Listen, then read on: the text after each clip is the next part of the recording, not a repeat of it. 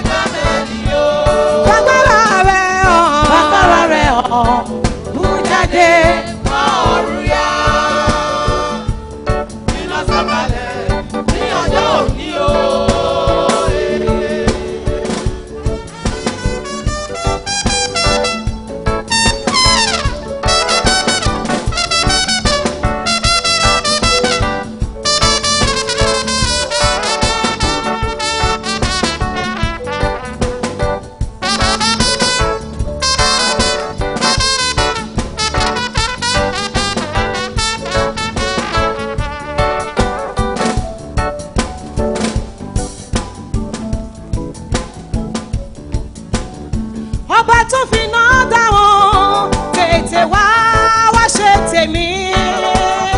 Ó fi iná dáhùn fún Jábésì o.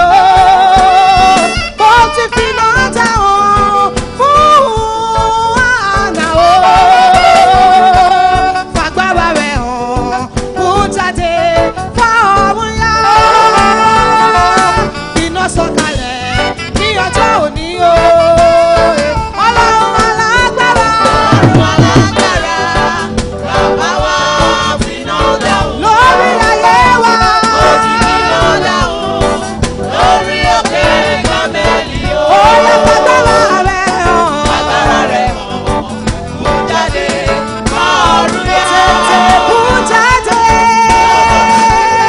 Ní ọjọ́ òní o. Ọlọ́run tó lágbára ni. Bàbá. Àwa finá dáhùn. Wá finá dáhùn o. Lórí òkè Kámẹ́lì o. Olúwa mo bẹ̀ ọ́. Agbára rẹ̀ hàn. Mú jáde wá ọ̀run yá. Iná sọ̀kalẹ̀ ní ọjọ́ òní o. Àgọ́ tí òwa máa gbẹ́jọ́ o. Bàbá wa. Àgọ́ tí kò wá máa gbẹ́jọ́ o. Bàbá wa fún wọn lọ́wọ́. Ẹni tí àìsàn dè mọ́lẹ̀. Bàbá wa fún wọn lọ́wọ́. Ẹni tí àìsàn dè mọ́lẹ̀. Bàbá wa fún wọn nílé. Àwọn tí kò rí jẹrí mọ́. Bàbá wa pèsè fún wọn. Olúwa fàgbára rẹ̀ hàn. Mú jáde bá ọ̀run yá. Ó yẹ kó ọ̀run yá fún wa. Ní ọjọ́ òní o. Ọlọ́run alágbára. Ọ̀run alágbára.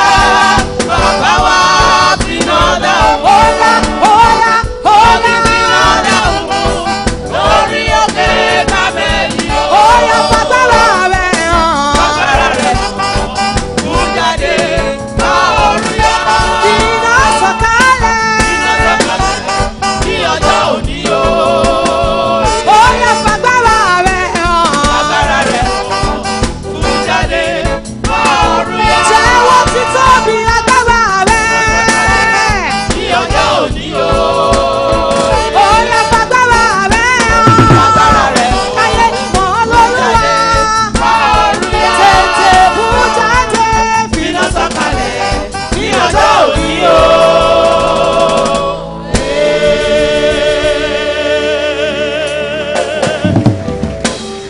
Pàtẹ́wọ́ rẹ dáadáa fún Ọlọ́run.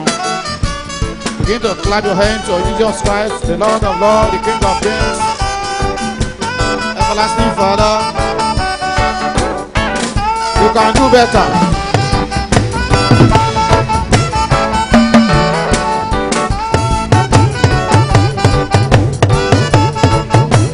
Oya pàtẹ́wọ́ dáadáa, oya. Keep going. Jesus must be honored, must be honored, must be honored. Jesus must be honored in my life every day. Hallelujah.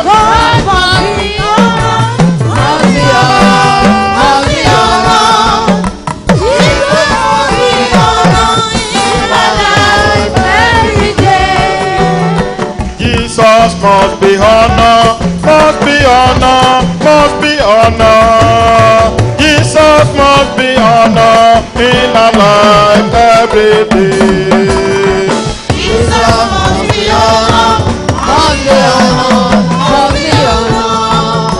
Jesus must be honored in our life every day. Once more. Jesus must be honored, must be honored, must be honored.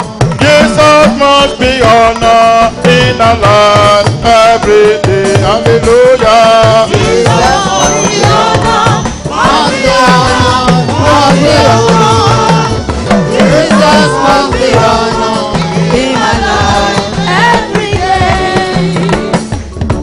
I will enter his gate, it has gave only my heart. I will enter his court with gate.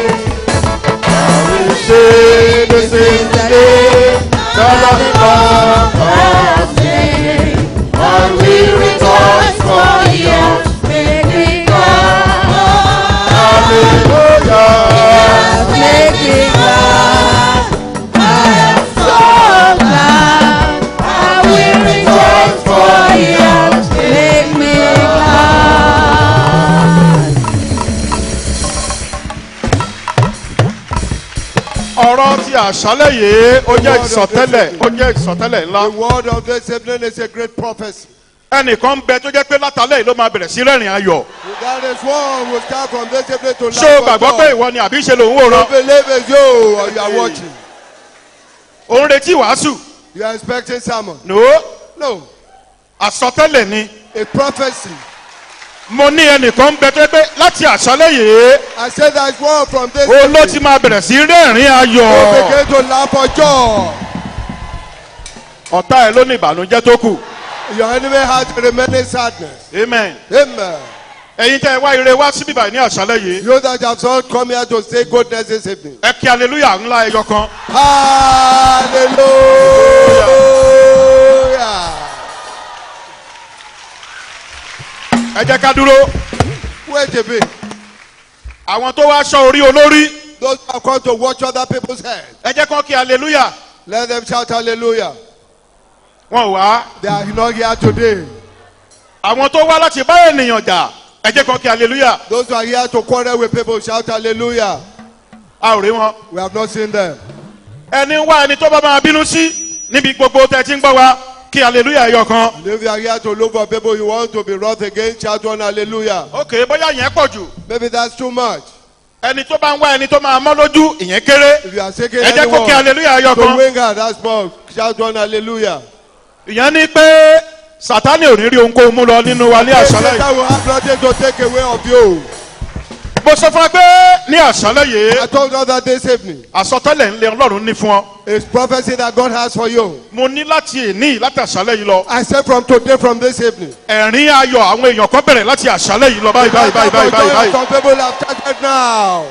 lórúkọ jésù kìsì wàá jẹ́ ọ̀kan nínú wọn. You will be one of them in the name of Jesus Christ. ó lè ṣe o agbára rẹ̀ ká o. ó lè ṣe o agbára rẹ̀ ká. ọba tó pín òkun níyà agbára rẹ̀ ká o. Ó lè ṣe agbára rẹ̀ ká. Ó lè ṣe agbára rẹ̀ ká. Ọba tó pín òkun níyà agbára rẹ̀ ká. ó lè ṣe o agbára rẹ̀ ká o. ó lè ṣe o agbára rẹ̀ ká o. ọba tó gbọ́ ti sáde là agbára rẹ̀ ká o. Ó lè ṣe agbára rẹ̀ ká. Ó lè ṣe agbára rẹ̀ ká.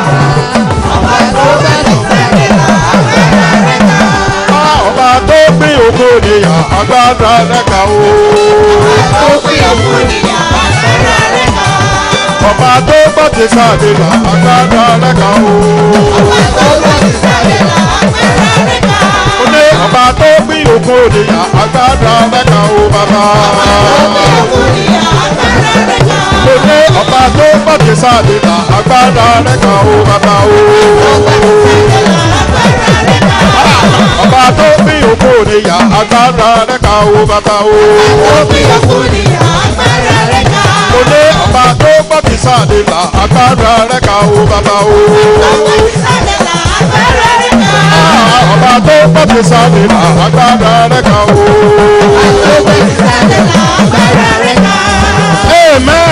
amen. ẹ ṣe yóò dáa fún yín. Thank you, it shall be well with you. ẹ̀yin olórin yóò dáa fún yín. You are singing, it shall be well with ẹ̀yin you. onílù yóò dáa fún yín. You the instrumentalist shall be ẹ̀yin well with ushers you. yóò dáa fún yín. Ushers, it shall be well with you. ẹ̀yin alátẹ̀wọ́ yóò dáa fún yín o. You clapping shall be well with you. ẹ̀yin oníjó yóò dára fún yín You o. dancing shall be well with you. ẹ̀yin èrò òwòrán tẹ́ ń kọjá lọ yóò dára fún ẹ̀yin náà. And you pass about looking, gbogbo ẹ̀yin you tẹ́ ń shall gbọ́ wa well níbi with gbogbo you. yóò dára fún ẹ̀yin náà. Hearing us in all places shall be well ọ̀rọ̀ with ti you. àṣálẹ̀ The yìí word of this ó evening. la pe àkọlé ẹ̀ ní. So the topic is nígbà tí ọlọ́run mú ìkólọ Síónì padà bọ̀. when God returned the captivity of ní Zion. ìgbà tí ọlọ́run mú ìkólọ Síónì padà bọ̀. When God returned the captivity of arákùnrin Zion. àti arábìnrin ní àṣálẹ̀ yìí. Brothers and sisters, this ìwọ ló ní evening, ọ̀rọ̀ gbólóhùn ọ̀rọ̀ tó tẹ̀lé ọ̀rọ̀ yẹn. you are the owner of the statement. wọ́n ní that nígbà follows náà ni that ẹnu wọn kún fún ẹ̀rín. word. Their mouth is filled with laughter. ẹ̀rín ayọ̀ rẹ bẹ̀rẹ̀ láti àṣálẹ̀ yìí o. Laughter for joy start from this torí pé ó evening. dá mi lójú pé ọlọ́run yóò ṣe ìyanu nínú ayé Because rẹ. I'm sure God will perform wonders in ní your ìgbà tí life. ọlọ́run mú ìkólọ Síónì padà bọ̀. When God returned the captivity of ẹ Zion. jẹ́ ká wo ìwé onísáàmù Psalm 126 Psalm 126 ẹsẹ̀ ìkíní. verse 1. ní ìgbà tí olúwa mú ìkólọ Síónì padà. Àwa dàbí ẹni tó ń lá àlá. Bẹ́ẹ̀ ni ó sì ti rí bẹ́ẹ̀. Oh, yeah. Ìwọ arákùnrin àti arábìnrin ní àṣálẹ́ yìí, Ọlọ́run fẹ́ ṣe ìyanu nínú ayé rẹ, níbi iṣẹ́ rẹ, Oh, yeah. nínú àgọ́ ara rẹ Oh, yeah. àti nínú ayé ọmọ rẹ pẹ̀lú. Nígbà tí Ọlọ́run bá ṣe iṣẹ́ náà, ó máa dàbí àlá ní lójú rẹ. Oh, yes. Gbogbo ohun tó le pátápátá tó ti ń bá bọ̀ láti gbà pípẹ́ lónìí kí Ọlọ́run kó sọ di ìrọ̀rùn. Mo rò pé o lè ṣàmì ni. Gbogbo èrò líle, gbogbo èrò gíga, gbogbo èrò gbogbo tó ń gbé ara ẹ̀ ga sí ohun gbogbo tá à ń pè ní ìmọ̀ Ọlọ́run ní inú ayé rẹ tó ń bá ayé rẹ jagun, tó ń bá ọkàn rẹ jagun, tó ń bá ìdílé rẹ jagun, tó ń bá iṣẹ́ rẹ jagun. Lónìí Olúwa kó sọ di ayọ̀. When the Lord turned against the captivity of Zion. nígbà tí Olúwa mú ìkólọ Síónì padà, àwa dàbí ẹni tí ń lá àlá. Bẹ́ẹ̀ni ẹ ṣe. When the Lord turned against the captivity of nígbà Zion. náà ni Olúwa kún fún ẹ̀rín Bẹ́ẹ̀ni àti ahọ́n wa kọrin. ẹ ṣe, thank you. Nígbà tí Olúwa mú ìkólọ Síónì padà bọ̀, ní ìgbà náà ó dàbí ẹni pé à ń lálàá. Ìwọ náà ni ẹni náà tó ṣe pé ọ̀rọ̀ ẹ̀ á dàbí àlá pé ṣé èmi ni ire yìí tó sí? Oh, yeah. Ṣé èmi ni ayọ̀ yìí tó Oh, sí? yeah. Ṣé ọmọ mi ni irú ọmọ rere báyìí ló tó sí? Ṣé èmi ni ọkọ rere báyìí ló tó sí? Ṣé èmi ni mo rí aya rere báyìí? Oh, yeah. Ṣé èmi ni mo ní ilé ayọ̀ Oh, báyìí? yeah. Ṣé èmi ni mo ní ibùjókòó ayọ̀ báyìí? Oh, yeah. Èmi ni mo rìnrìn àjò ayọ̀ Oh, báyìí? yeah. Ìwọ ló ní ìlérí yìí o. Oh, yeah. Mo ní tiẹ̀ ní ìlérí náà. Say the promise Tiẹ̀ ní is for májẹ̀mú you. náà. The promise for you. Lónìí yìí Ọlọ́run yóò dá ìkólọ rẹ padà. Today the Lord God will return your captivity. Amen. Amen. Ẹ ṣe, ẹ jẹ́ kí a jókòó. Thank you, be seated. Ọ̀rọ̀ yẹn kì í sọ̀rọ̀ tó pọ̀, It's not much word. kì í sọ̀rọ̀ tó gùn. It's not long words. Nígbà tí Ọlọ́run mú ìkólọ Síónì padà bọ̀, When the Lord turned against the captivity of Zion, àwa dàbí ẹni tó ń lálàá. we were like them that dream. Ìgbà gbogbo làwọn ọmọ Ísírẹ́lì náà máa ń ní ìdojúkọ, náà máa ń ní ìṣòro. Ọ̀tá máa ń kó wọn lẹ́rú, ọ̀tá máa ń kó wọn sínú wàhálà. Tàbí nígbà mìíràn tí wọ́n bá ṣẹ̀ níwájú Ọlọ́run, Ọlọ́run á pa ojú rẹ̀ mọ́, ọ̀tá sì borí wọn. Nígbà tó bá sì yá, Ọlọ́run á tó rántí nínú àánú rẹ̀. Yes. A wá sọ pé kí àwọn tó kó wọn ní ìgbèkùn kí wọ́n tú wọn sílẹ̀, wọ́n sì máa lọ ní àlàáfíà. Irú ọkàn tí wọ́n ní ọjọ́ wọn ni wọ́n ní ẹnu wọn kún fún ẹ̀rín. Yes. Wọ́n á bẹ̀rẹ̀ sí wò pé àbáwọn ni àbáwọn kọ́. Yes. Iṣẹ́ rẹ òní lọ́lọ́run máa dá sí. Amen. Today God will Ìdílé rẹ òní lọ́lọ́run máa dá sọ̀rọ̀ yé. Today God will intervene. Ayé ọmọ rẹ òní lọ́lọ́run máa dá sí. The lives of your children, God will Àṣẹ intervene. ọ̀run á dá sí ọ̀rọ̀ ìdílé rẹ ní The àṣẹ. authority of heaven will intervene in the affairs of your Wọ́n life. dàbí ẹni pé òun lálàá ni. It will seem as if you are dreaming. Ògo ni fún Ọlọ́run lókè ọ̀run. Hallelujah. Olúwa yóò dá ìkólọ rẹ padà. Lord will return your Olúwa yóò captivity. dá ìkólọ rẹ padà. Lord will return your captivity. Olúwa yóò dá ìkólọ rẹ padà. Lord will return your Ògo ni captivity. fún Ọlọ́run lókè ọ̀run. Hallelujah. Thank you. Ẹ ṣé púpọ̀. Ó ní nígbà náà làwa dàbí ẹni tó ń lálàá. So then we were like them that dream. nígbà náà ni ẹnu wa kún fún ẹ̀rín Ẹ ṣe, Thank you. yes, àti ahọ́n wa kọrin. bẹ́ẹ̀ ni. nígbà náà ni wọ́n wí nínú àwọn kèfèrí pé Pé Olúwa ṣeun ńlá fún wọn. thank you. Then Ẹ was our jókòó. mouth filled with laughter, and our tongue with singing. Then said they among the heathen, the Lord had done great things for them. Ẹnu rẹ yóò kún fún ẹ̀rín láti àṣálẹ́ yìí lọ. Your mouth will be filled with laughter from this evening. Èmi ò mọ nǹkan tó ń béèrè níwájú Ọlọ́run o. I don't know what you have asked before God. Bẹ́ẹ̀ náà ni mi ò mọ nǹkan tí Ọlọ́run ní àkọsílẹ̀ fún ọ. And also I don't know what God has in record for you. Ṣùgbọ́n tí Bíbélì ń sọ fún mi nípa tiẹ̀ ni pé ire ni Ọlọ́run kọ nípa tiẹ̀. But what the Bible tells me that goodness God has written concerning you. Ayọ̀ pẹ̀lú ìṣẹ́gun ni Ọlọ́run kọ nípa tiẹ̀. Joy and victory God has written down for you. Gbogbo ìkólọ rẹ, All your iṣẹ́ tó captivity, ṣe tí ò pé, all the works you have done that you did not òwò complete. tó ṣe tó pàdánù. The business you have done that you Lónìí did not. Olúwa yóò dá ìkólọ rẹ padà Today wá. God will return your captivity. Gbogbo ibi rere tó yẹ kí o ti dé. All the good places you ought to have been. Tí ayé gbé òkúta ìdìgbòlù sí ojú ọ̀nà ayé rẹ. They that the one post stumbling blocks on your way of your life. Tí wọ́n fẹ́ sọ ìrìn ọjọ́ mẹ́fà di ọdún mẹ́fà mọ́ ọ You want lọ́wọ́. to turn a 6-day journey to a 6-year journey. Lónìí Today, Olúwa yóò gba agbára kúrò lọ́wọ́ wọn. they will remove the power from their hands. Olúwa yóò dá ìkólọ rẹ padà All bọ̀. your captivity. Gbàtẹ́ bá fi máa padà wá nípàdé lóṣù mẹ́ta. By the next quarterly meeting, Àtẹ̀yìn tẹ́ wà níbí tẹ́ ń gbọ́ wa. including those who are Àtẹ̀yìn tẹ́ ń hearing us, gbọ́ wa níbi gbogbo tẹ́ ti ń wò wá. those hearing us wherever Ká you are tó ṣe watching us. ìpàdé lóṣù mẹ́ta mìíràn tó ń The bọ̀. next quarterly meeting that is upcoming. Ìdílé rẹ yóò ní tẹsímọ́nì ayọ̀. Your family will have testimonies of joy. Lórí ọmọ rẹ yẹn wà á ní tẹsímọ́nì Over ayọ̀. your child, you have testimonies of joy. Lórí ìdílé rẹ wà á ní tẹsímọ́nì ayọ̀. Over your family, you have testimonies of joy. Ògo ni fún Ọlọ́run lókè ọ̀run. Hallelujah. Ẹgbẹ́ àwọn ènìyàn mẹ́ta ẹ jókòó. 3 set of people. Àwọn ló ní ìlérí ayọ̀ yìí. They have these promises of Ẹgbẹ́ joy. ènìyàn mẹ́ta ló ní ìlérí ayọ̀ The yìí. groups of three people are having this. Nígbà tí Olúwa mú ìkólọ Síónì padà. When the Lord God returned the captivity of Zion, Ìyẹn ni pé ó ti ṣe ti àwọn kan. He has done for some. Ó ti dá ìkólọ wọn padà báyìí. He has returned their captivity now. Torí pé ohun tí ojú wọn rí láàárọ̀ ọjọ́ ayé wọn. For what they saw in the early part of their year, Kò sẹ́nikẹ́ni tó jẹ́ gbàdúrà irú ẹ̀. nobody will pray for such. Ọlọ́run ti wá bẹ̀rẹ̀ sí dá ìkólọ wọn padà. Ó ti fi wọ́n lọ́kàn balẹ̀. Irú ìwọ ènìyàn bẹ́ẹ̀ ẹnikẹ́ni tó bá wá sọ pé ayọ̀ tiẹ̀ yìí pọ̀ jù. Kírú ènìyàn bẹ́ẹ̀ kó máa gbọ̀run lọ o. Many people God has returned their captivity, and whoever will say their joy is too much, then they go to heaven before them. Ìyà táwọn òbí rẹ jẹ. The suffering that your parents went through, Wàhálà tí wọn náà ti dojú kọ. and all the trouble you have seen, Tí Ọlọ́run jàjà bẹ̀rẹ̀ sí fi ẹ́ lọ́kàn balẹ̀ báyìí. may you rest your mind now. Ẹni bá sọ pé ire tiẹ̀ pọ̀ jù. Whosoever will say your goodness is too much, Kírú ènìyàn bẹ́ẹ̀ kó máa gbọ̀nà ọ̀run lọ o. those people will go to heaven. Torí pé nípa tiẹ̀ Because for telling you, ayọ̀ ẹ̀ ṣẹ̀ṣẹ̀ bẹ̀rẹ̀ ni. your joy has just started. Mo ní ayọ̀ ẹ̀ ṣẹ̀ṣẹ̀ bẹ̀rẹ̀ I ni. say your joy has just started. Ìkólọ tọ́lọ́run dá padà fún ẹ yẹn á bá ẹ dọjọ́ alẹ́. That God has returned for you will last with you Ogun forever. ayé kan kò ní lágbára lórí ayé rẹ mọ́. No battle of the world will have power over your life.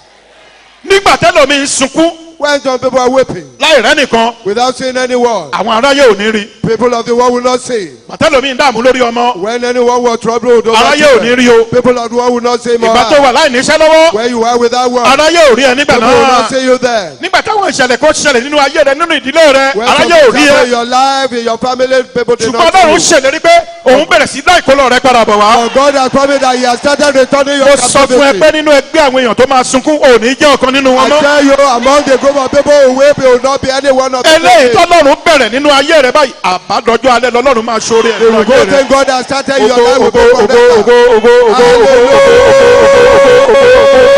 Hallelujah. Oh yeah. ẹ̀yin tẹ́ ẹ juwọ́ yẹn á dáa fún yín o. All you that wave your hands, it shall be well with you. Ṣé òun wò mí níran ni? Are you just looking at me? Mo ní ṣe òun wò mí níran Are ni? you just looking at me? Tó o bá lè ṣàmì, If you can say amen, ire yẹn yóò máa jẹ́ tiẹ̀ o. have goodness to be your own.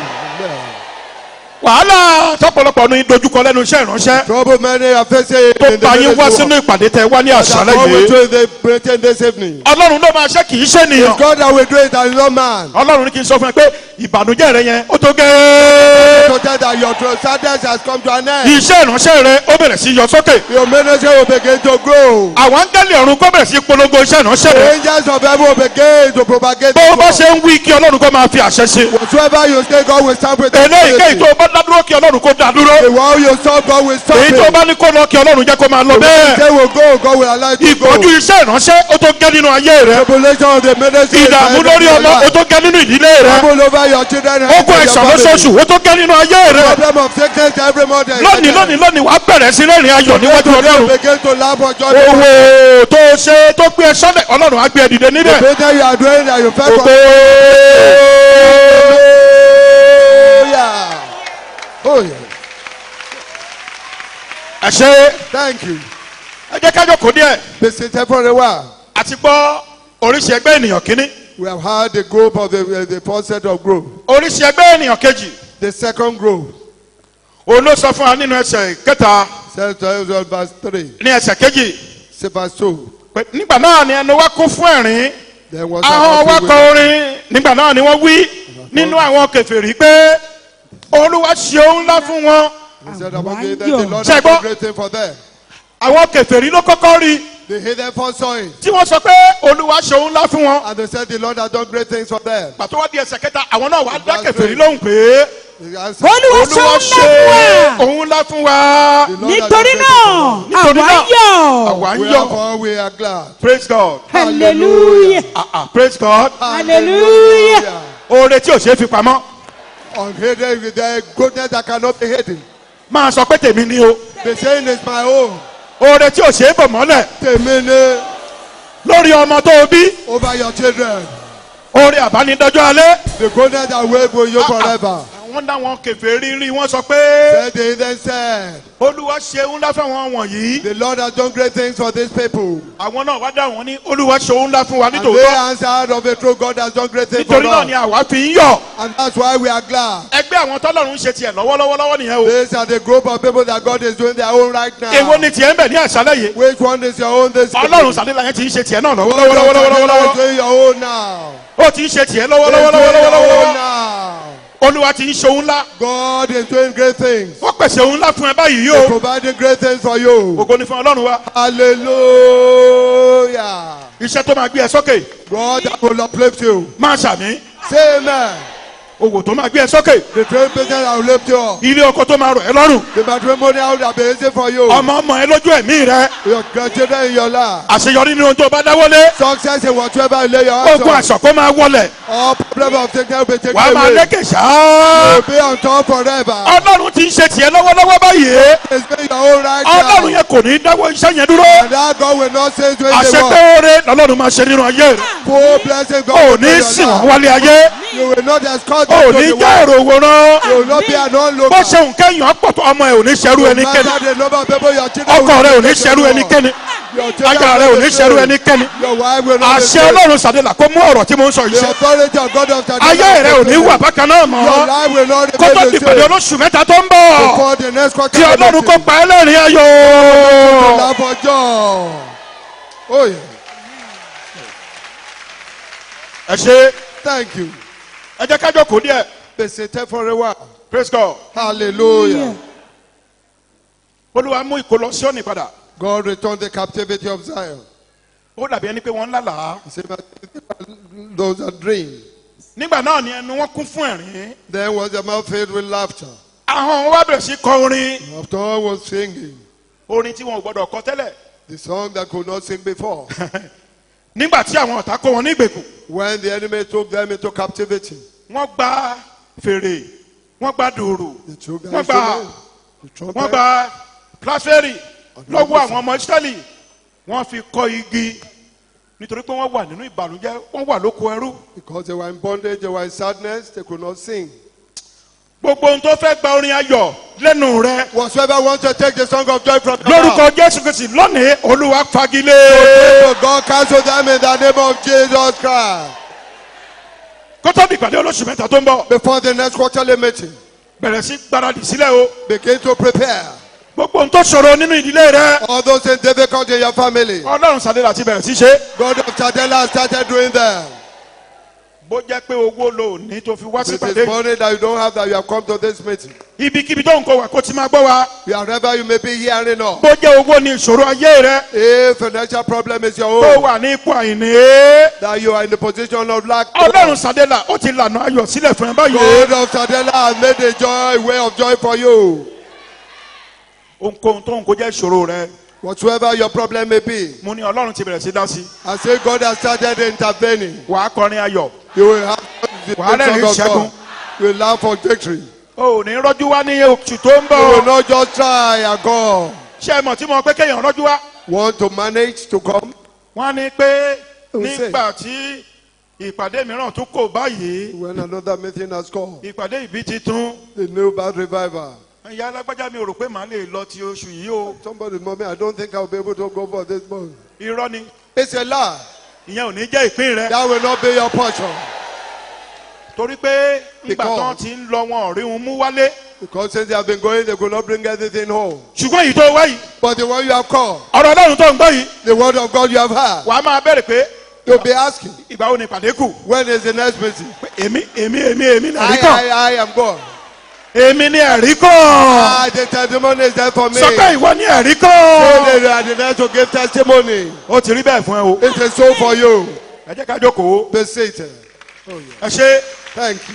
ẹnu yín yóò kún fún ẹ̀rín. Your mouth shall be filled with laughter. ahọ́n yín yóò máa kọ orin ayọ̀. And your tongue will sing the song of joy. Àwọn kèfèrí á ní Olúwa ṣohun ńlá fún wọn. Then the heathen will say, the Lord has done great things for them. Olúwa ṣohun ńlá fún wa nítòótọ́ àwa ń yọ̀. The Lord has done great things for us, whereof we are glad. Ẹsẹ̀ kẹrin. Verse olúwa 4. mú ìkólọ wa padà Olúwa ti mú ìkólọ wa padà. Born again bí and ìṣàn captive, omi ní gúúsù. Bí ìṣàn omi ní as gúúsù. the streams in the south.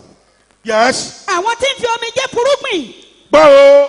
Here, Àwọn tọ́lọ́run máa ṣe tiẹ̀ lọ́la. God, that those that God will do their own tomorrow. Wọ́n sọ pé ọ̀la làwọn ń retí oore Ọlọ́run. They say they're expecting the goodness of God. Mo sọ fún ẹ, I've told you, kì í ṣọ̀la o. it's not tomorrow. Èní ni o. Today. Mo ní èní ni o. I say today. Bí ayé fẹ́ bí ayé kọ̀. Whether the world likes it or not. Ire ayọ̀ rẹ yóò bẹ̀rẹ̀ láti àṣálẹ́ yìí. Goodness of God will start from this evening.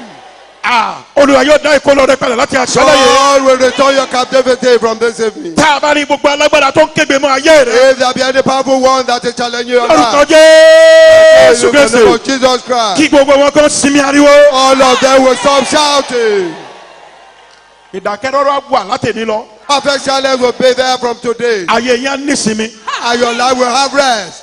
Iṣẹ́ yẹn á nítumọ̀.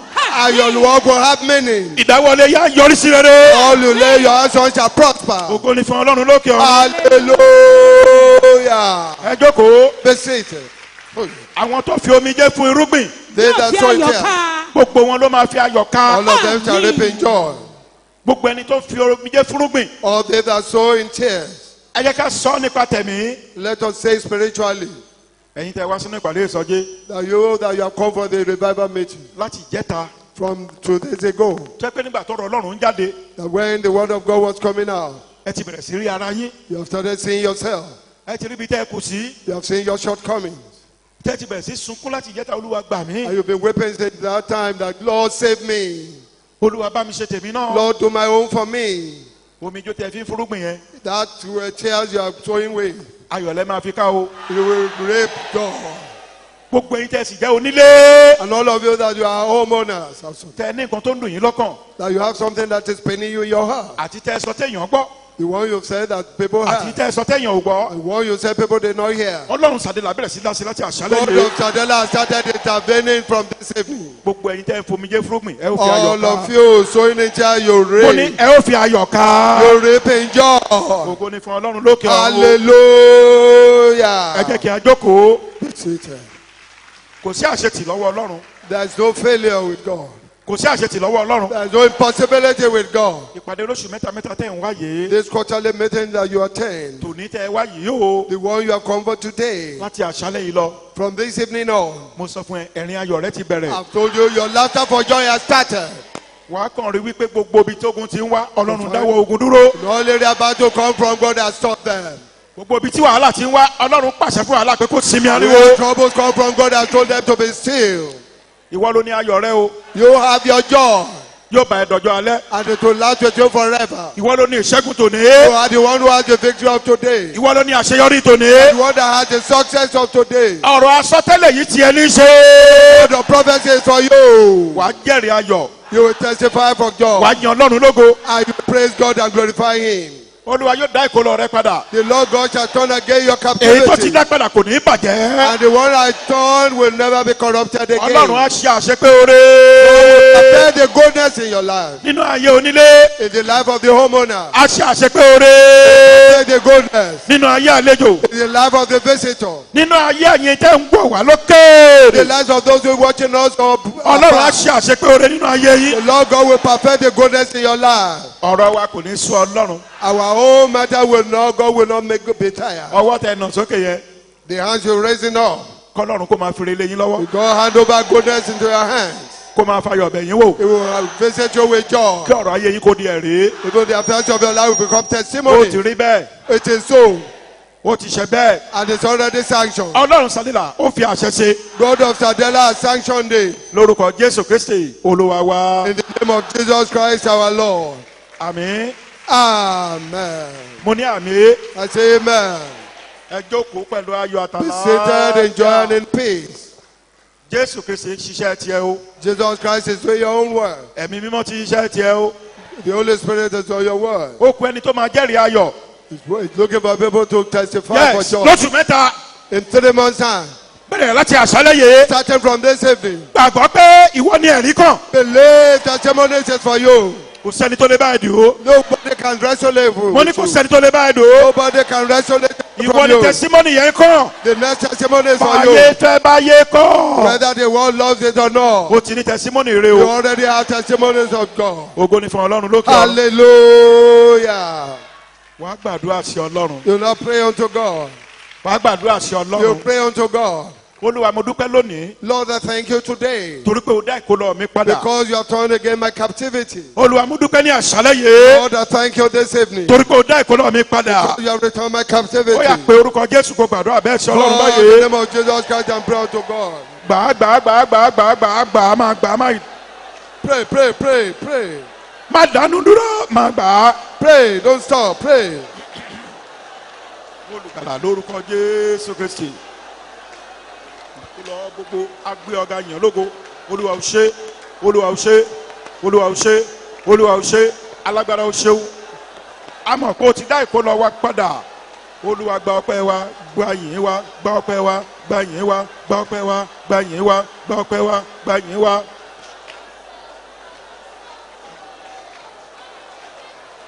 gbọ́ àdúrà ní orúkọ jésù kristi olúwa wa. Hear the prayer, Jesus Christ, our Lord and our Savior. ẹ̀yin ẹ̀mí aninilára. All you spirits that will make one uncomfortable. ẹ̀yin ẹ̀mí aninilára. You troubling spirit. olúwa ṣí lọ́wọ́ nínú ayé mi The lónìí. Lord stops you from walking in my life from today. ó yá pàṣẹ orúkọ jésù kò pàṣẹ bẹ́ẹ̀. Call the name of Jesus Christ and pray. ní orúkọ jésù kristi ní agbára náà jésù kristi bàbá yẹra yọ ọlọ́run mọ́lẹ̀ ó gbẹ̀yìn ẹ̀mí aninilára. olúwa ṣí lọ́wọ́ iṣẹ́ nínú ayé ẹnìkankan wa lónìí. iṣẹ́ yín parí iṣẹ́ yín dópin ẹ̀yin aninilára ẹ̀mí ní orúkọ jésù kristi ẹ ṣíwọ́ iṣẹ́ ẹ ṣíwọ́ iṣẹ́ ẹ ṣíwọ́ iṣẹ́ ẹ ṣíwọ́ iṣẹ́ látòní lọ ẹ ṣíwọ́ iṣẹ́.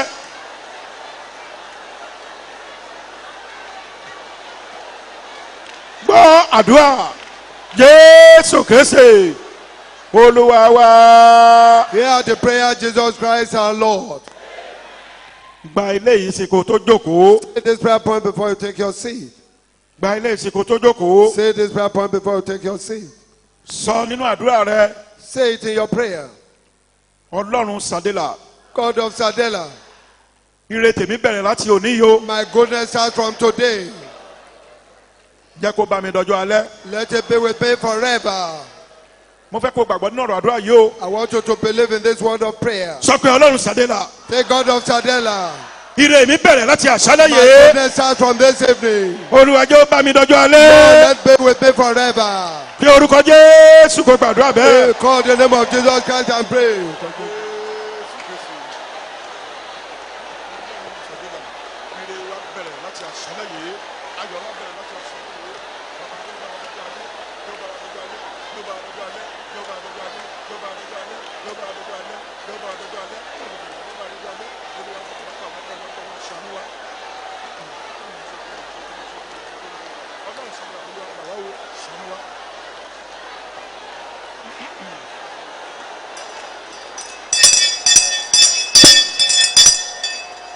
gbọ́ àdúrà jésù kristi olúwa wa. Hear the prayer, Jesus Christ our Lord. ẹ ṣàmì ńlá kẹ́ ẹ jókòó. Amen. Be seated. amen. Amen. àdúrà tá a fẹ́ gbà yìí This is the prayer point. ká gbàdúrà fáwọn ọmọ wa. We pray for our children. olúwa Lord, ká tó pàdé lóṣù mẹ́ta tó ń bọ̀. before we meet in the next quarterly meeting, jẹ́ kí gbogbo àwọn ọmọ wa jẹ́ kó ní tẹsímọ́nì ayọ̀. let all our children have testimonies of joy. ọlọ́run ti mọ̀nà tó máa gbà láti ṣe. God knows how He's going to do it. ọlọ́run mọ ohun tó máa ṣe nínú ayé olúkúlùkù wọn. God knows what we do in individual life. ìwọ ṣàgbàdúrà yẹn ṣe ọlọ́run. You just say that prayer point to God. olúwa gbogbo àwọn ọmọ wa Lord, all our children, kó tó di pàdé olóṣù mẹ́ta tó ń bọ̀. before the next quarterly meeting, jẹ́ kí wọ́n ní tẹsímọ́nì ayọ̀. let them have testimonies of joy. kó níṣẹ́ ire kó máa jẹ́ fún gbogbo wọn. Good, bí orúkọ jésù kò gbàdúrà bẹ́ẹ̀. Call the name of Jesus Christ and pray. bí abiyamọ tòótọ́ As mo good fẹ́ kó parents, gbà á. as true parents, pray. Jésù Kristi. Bàbá ayérayé Ọlọ́run mọ́lẹ̀. Ọba àwọn ọba olúwa àwọn olúwa. Gbogbo àwọn ọmọ wa pátá jẹ́ kí wọ́n ní testimony ayọ̀. Olùgbàlà jẹ́ kí wọ́n ní testimony ayọ̀. Testimony ire, testimony ayọ̀, testimony ire, testimony ayọ̀. Kó máa jẹ́ tiwọn, kó máa jẹ́ tiwọn, kó máa jẹ́ tiwọn, kó máa jẹ́ tiwọn, kó máa jẹ́ tiwọn, kó máa jẹ́ tiwọn, kó máa jẹ́ tiwọn, kó máa jẹ́ tiwọn, kó máa jẹ́ tiwọn, kó máa jẹ́ tiwọn, kó máa jẹ́ tiwọn. Ọba ìgbàlà jẹ́ máa jẹ́ tiwọn. Olórí ayé jẹ́ máa jẹ́ tiwọn.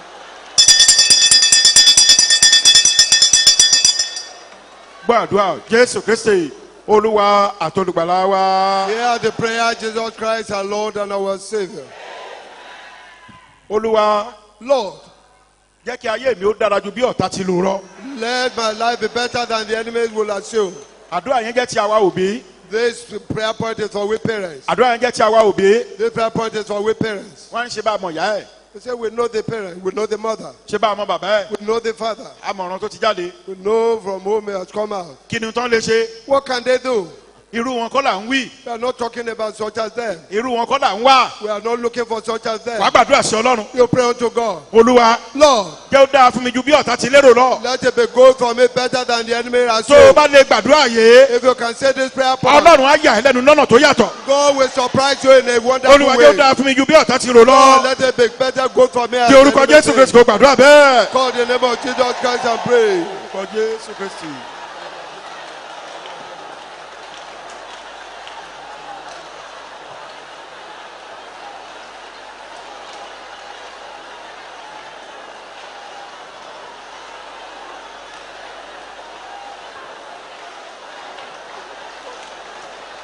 Gbọ́ àdúrà Jésù Kristi Olúwa àtolùgbàlà wa. Hear the prayer, Jesus Christ, our Lord and our Savior.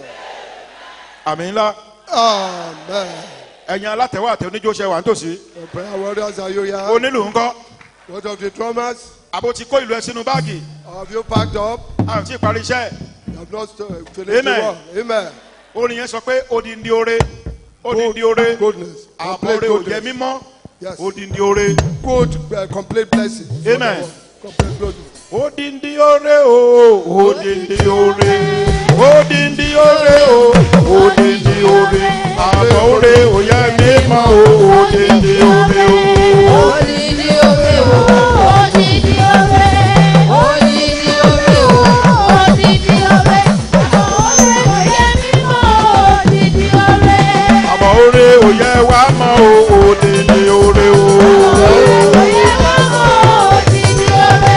Àbọ̀ ore ò yẹ wá mọ́ o. Odindi ore. Oyè mímọ́, odidi ore. Àbọ̀ ore ò yẹ wá mọ́ o. Odindi ore o. Oyè mímọ́, odidi ore. Àbọ̀ ore ò yẹ wá mọ́ o. Odindi ore o. Oyè mímọ́, odidi ore. Àbọ̀ ore ò yẹ mímọ́ o. Odindi ore o. Oyè mímọ́, odidi ore. Àbọ̀ ore kò yẹ mọ́ o. Odindi ore o.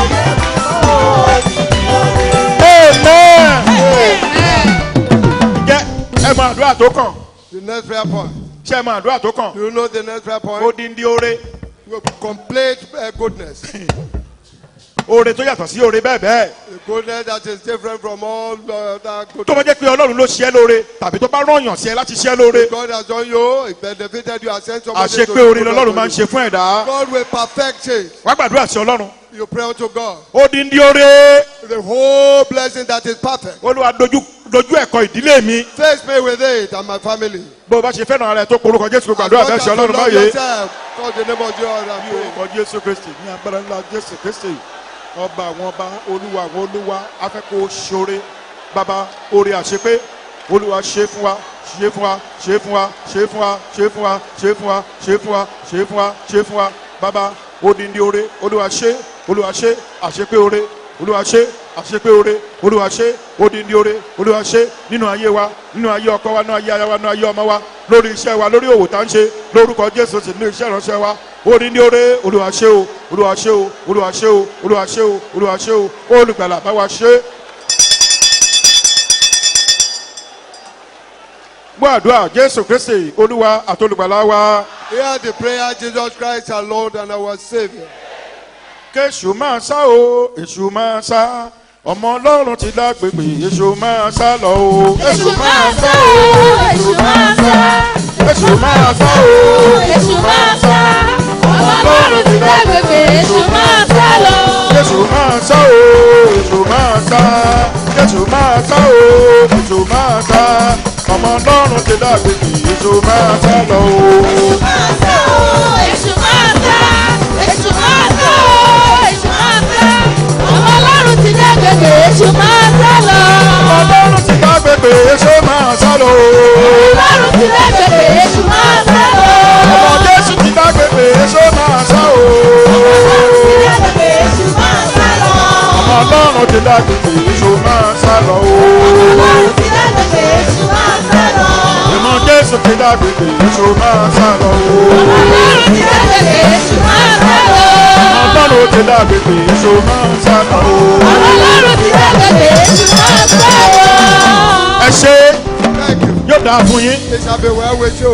Gbàdúrà ìṣe Ọlọ́run báyìí. Take this prayer point unto God now. Olúwa Lord, gbogbo àkójọpọ̀ iṣẹ́ èṣù all the gathering together of the works of the devil, dáwọ́ ìdúró nínú ayé mi. stop them in my life. Dáwọ́ ìdúró nínú ilé mi. Stop them in my family. Dáwọ́ ìdúró lórí iṣẹ́ mi. Stop them over my Dáwọ́ work. ìdúró nínú ayé àwọn ọmọ mi. Stop them over the lives of my Ẹ̀gbọ́n màmá children. tó jẹ́rìí lẹ́ẹ̀kan. They are the mother Bí kì í bá ṣe agbára Ọlọ́run Akínbọ̀dé If Sadela. not the power of the Lord God of Akibode Sadela. Oyún dọ̀ọ́dún kan ọmọ ò wáyé. 1 year, the child Ọdún did not méjì ń come fẹ́ out. lù. Getting up Wọ́n to tún 2 fẹ́ kó years. wà bákan náà. They still want her to be the Ṣùgbọ́n same way. Ọlọ́run Sadela ó fagilé. But God of Sadela struck it out. Ọdún kan àtàbọ̀ ọmọ yẹn wá sáyé. A year and a half, the child came to this Ọlọ́run á world. dá ọmọ náà ṣe. God will save the child. Gbogbo àkójọpọ̀ iṣẹ́ èṣù All the gathering of the works of the devil nínú ayé mi, in my life, nínú ilé mi, in my home, lórí iṣẹ́ mi, over my work. Olúwa dáwọ́ ìdúró. Lord, stop them. Nínú ayé àwọn ọmọ tí mo In the bí, life of the children, Olúwa I dáwọ́ have. ìdúró. Stop them. Pé orúkọ Jésù kò gbàdúrà bẹ́ẹ̀. Oh, Jesus Christ, I Ní pray. orúkọ Jésù Kristi ní agbára ńlá Jésù Kristi.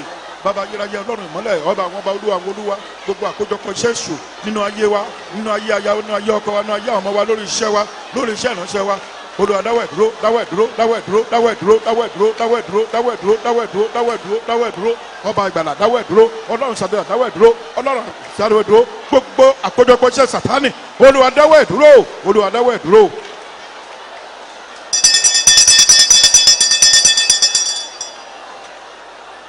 Gbọ́ àdúrà Jésù Kristi, Olúwa àtolùgbàlà wa. Hear the prayer, Jesus Christ, our Lord and our Savior. Àmín. Amen. Ṣé ẹ fẹ́ jókòó? You want to sit down? Ọlọ́run tá à ń gbàdúrà sí. This God whom to whom we pray Ọba tó ń gbani lọ́wọ́ kí leléyìí yóò ṣe ni. is the king that will deliver us from the hands of whom we say, what can this one do? Amen. Amen. Ńgbà tó bá kọ́kọ́ dìde tó fẹ́ bẹ̀rẹ̀ sí ṣe nǹkan. When you arise up, you want to do some things. Àwọn kan wọ́n tẹ́ńbẹ́lú báyìí pé Look at you with scorn. kí ló fẹ́ dánwò. What can they attempt? Jẹ́ kí n sọ fún ẹ Let me tell you, lójú wọn in their presence, tiẹ̀ á dára. your own will be good. Yes. Tó ń gbọ́ Are you hearing me? ìwọ sá máa pé tèmi á lójú wọn tèmi á lójú wọn tèmi á lójú wọn tèmi á lójú wọn tèmi á lójú wọn tèmi á lójú wọn tèmi á lójú wọn tèmi á lójú wọn tèmi á lójú wọn tèmi á lójú wọn tèmi á lójú wọn lójú wọn ni Tèmi á dára. Tèmi á dára. Tèmi á dára. àmì o. Gbogbo ẹnikẹ́ni tó bá ṣe hẹ̀ sọ̀rọ̀ ayé rẹ Whatsoever is able to work of your life, káwọn ogun ọ̀run kọ́ máa bá wọn wí. the host of heaven will rebuke them. Gbogbo ẹni tó bá wọ ọmọ rẹ tó sọ pé kí leléyìí yóò ṣe Whoever will look at your children and say, what can they do? wọn ò ní tó bàtà ẹsẹ̀ ọmọ They will rẹ. not be up to the Bẹ́ẹ̀ni. faith of the bó ṣe máa rí nìyẹn o. That's the way it's going Ògo to ni fún be. Ọlọ́run lókè ọ̀run. Hallelujah. Ìwọ tó hallelujah ìwà ṣe rere. You that tell that you will prosper. Wá gbàdúrà sí Ọlọ́run. You pray unto God. Ẹni máa kó bá mi tọmọtọmọ má jẹ́ ó bá mi rìn. One will placate me with my children will not work with Gbogbo me. ẹni tó bá bá mi rìn tọmọtọmọ má jẹ́ ó kó bá mi. Whosoever will work with me with my children will not Àtọkọ placate àtaya me. Olúwa gbà mí.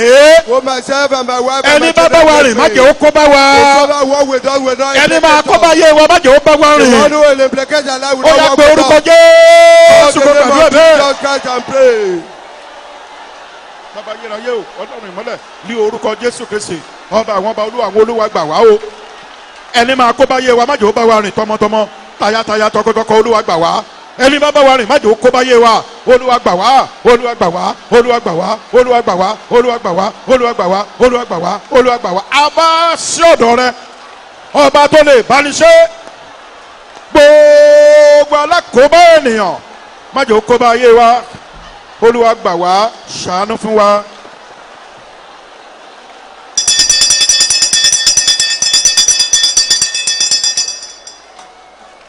Gbọ́ àdúrà Jésù Kristi Olúwa àti olùgbàlà wa. Hear the prayer, Jesus Christ, our Lord and our Savior. Àmì títayọ fún ire. Excellent spirit for goodness. Amen. Ṣé ẹ gbọ́ ohun tí mo ń wí? Yes. Àmì títayọ fún ire. Excellent and signs that will go for goodness. Kó máa wọnú ayé rẹ ní To àṣálẹ́ yìí. enter into your life this evening. Mo ní kó máa wọnú ayé rẹ ní To àṣálẹ́ enter into your yìí. life.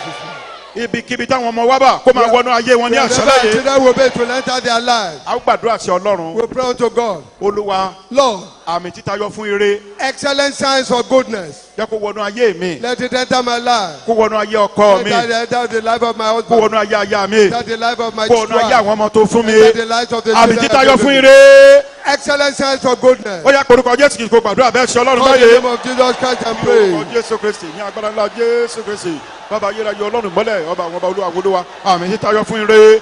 Olúwa jọ̀ọ́ wọnú wa, jọ̀ọ́ wọnú ayé wa, jọ̀ọ́ wọnú ayé aya wa, jọ̀ọ́ wọnú ayé ọkọ wa, jọ̀ọ́ wọnú ayé àwọn ọmọ wa. Àmì títayọ fún ire. Olúwa gbé wọ̀ wá, gbé wọ̀ wá, gbé wọ̀ wá, gbé wọ̀ wá, gbé wọ̀ wá tọmọtọmọ, tayátayá, tọkọtọkọ, tòbítòbé. Olúwa gbé wọ̀ wá. Àmì títayọ fún ire. Jọ̀ọ́ wọnú wa, wọnú wa, wọnú wa, wọnú wa, wọnú wa, wọnú wa, wọnú wa, wọnú wa, wọnú wa, wọnú wa, wọnú wa, wọnú wa, wọnú wa, ọba ìgbàlà, wọnú wa. Gbàdúrà Jésù Kristi Olúwa àti olùgbàlà wa. Hear the prayer, Jesus Christ, our Lord and our Savior. Àmín. Amen. Kákọrin ẹyọ kan sí ká tó jókòó. We sing one song before we take our seat. Amen. Amen. Ọlọ́run bàbá lọ́lá. Gbanigbani lọ́jọ́ ògúnlé.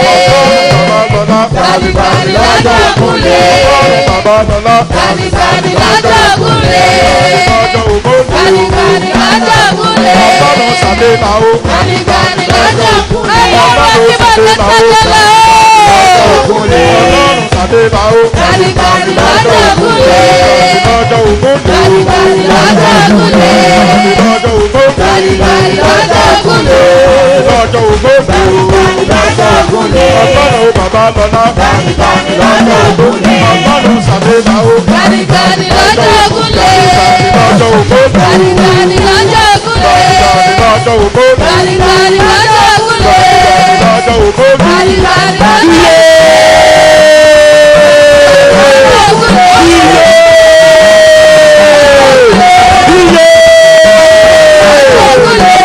Lọ́jọ́ ògbóni. Gbanigbani lọ́jọ́ ògúnlé. Ọlọ́run bàbá lọ́lá. Ọlọ́run sàlẹ̀ là ó. Gbanigbani lọ́jọ́ ògúnlé. Amen. Amen. Ìwọ tó kọ́ nìyẹn. You that sang that Ogun song. ayé ò ní dúró níwájú ayé rẹ mọ́. The battle of the world will not stand before your Tó o life bá wo again. wájú, wàá rí Ọlọ́run sàdélà níbẹ̀. If you look forward, you'll say Tó o bá God kojú of wẹ̀yìn, Ọlọ́run sàdélà á wà fún ẹ If you níbẹ̀. look back, God of A máa gbèjà ẹ lọ́wọ́ ọ̀tún.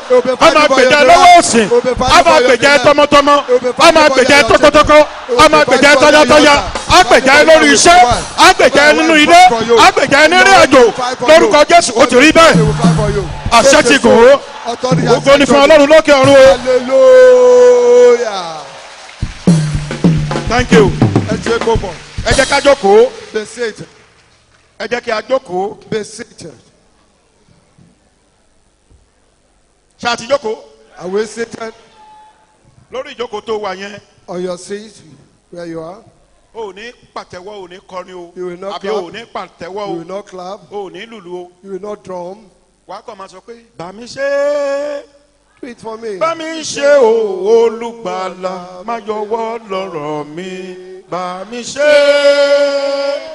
Bá mi ṣe o olùgbàlà má yọwọ́ Do it for lọ́rọ̀ mi. me. Do it for me. Bá Savior. mi ṣe é. Bá mi ṣe o olùgbàlà má yọwọ́ lọ́rọ̀ mi o. Mi ṣe. Tọmọtọmọ. Bá mi ṣe o. Olùgbàlà. Including our children. Lọ́wọ́ lọ́rọ̀ mi. Bá wa ṣe é. Bá wa ṣe o olùgbàlà má yọ Do not leave wá us alone. wá o. Àti iṣẹ́ rẹ pẹ̀lú. bá mi ṣe And your work Àti ilé rẹ o. and your house. Bá mi ṣe o olùgbàlà má yọwọ́ lọ́rọ̀ mi o.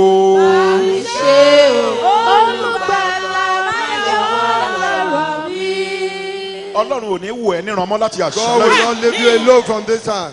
Ibi tó ronú dé lórí ọ̀rọ̀ yẹn tó sú ẹ. Where you have thought and meditated and you are tired, Ọlọ́run Sàdélà yóò bá ẹ pàdé ní ọ̀nà ìyanu láti àṣálẹ́ God yìí of lọ. Shadela will meet you in a wonderful way.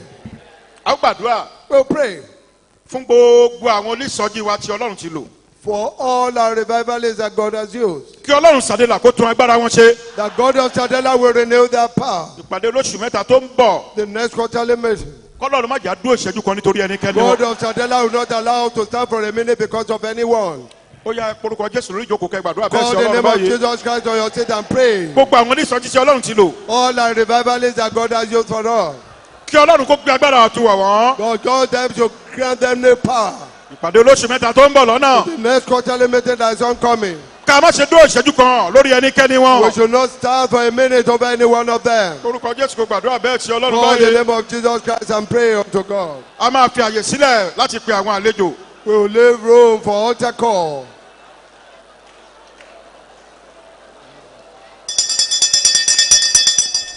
Gbàdúrà Jésù Kristi Olúwa àtolùgbàlà wa. Hear the prayer, Jesus Christ, our Lord and our Savior. A wá gbàdúrà. We will now pray. Orí ìdílé dúró láti gbàdúrà yẹn. We pray while we stand.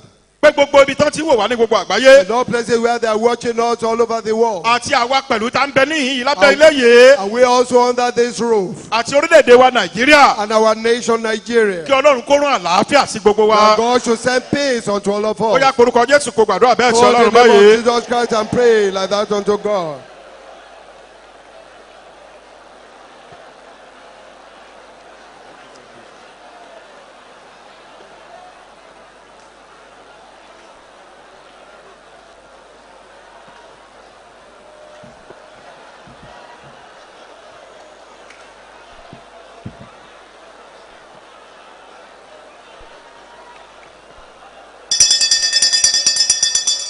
Gbọ́ àdúrà lé orúkọ Jésù Kristi Olúwa àtolùgbàlà wa. Hear the prayer, Jesus Christ, our Lord and our Savior.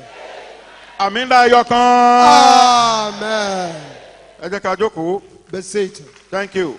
Ẹ ṣé púpọ̀. Ẹ ṣé o. Thank you.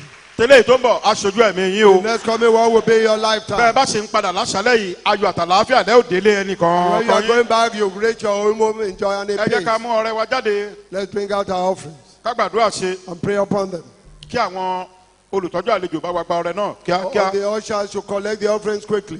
Lẹ́yìn náà wọ́n wá pé àwọn tí ó darapọ̀ mọ́ wa nínú ìsọjí yìí. Thereafter, we have the altar call for those Bàbá who yíráyé Ọlọ́run ìmọ́lẹ̀ agbé ọ̀gá yàn lógo Olúwa gba ọpẹ́ wa. Everlasting Father, God of life, we exalt you and glorify you. Accept our thanks, O Lord. Ọrẹ tá a mú wá síwájú rẹ ní àṣálẹ̀ yìí Ọlọ́run ọ̀run bá wa yà á sí The mímọ́. offering we have brought before you, God of heaven, sanctify, O Ọlọ́run Lord. Sàdélà jẹ́ kí ọrẹ yìí jẹ́ kó ṣe ìtẹ́wọ́gbà. God of Sadela, let the offering be acceptable. Ní orúkọ Jésù Kristi Olúwa àtolùgbàlà In the name wa. of Jesus Christ, our Lord and our Savior. Praise the Lord. Hallelujah. Ẹ jọ ẹni tó mọ̀ pé òun lè aláyọ̀ àkọ́kọ́ níbí ẹ jẹ́ kó pariwo sókè. Praise the Lord. Kò tẹ̀síwájú lọ́nà náà, ó kò kìsì lójoojúmọ́. Kò gbàdúrà bí mo ti lọ, Olúwa jọ̀ọ́ èmi sókè. Olúwa jọ̀wọ́, Olúwa jọ̀ọ́ èmi sókè. Wà mí lọ sí ibi gíga, àpótò tó dájú mi lọ. Olúwa jọ̀ọ́ èmi sókè.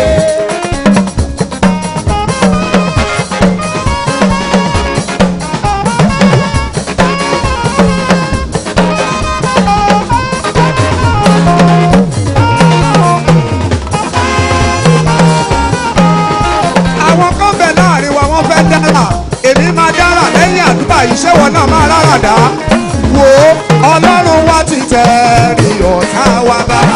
Ọlọ́run wa rẹ̀ kọ́ tí mo fẹ́ bá.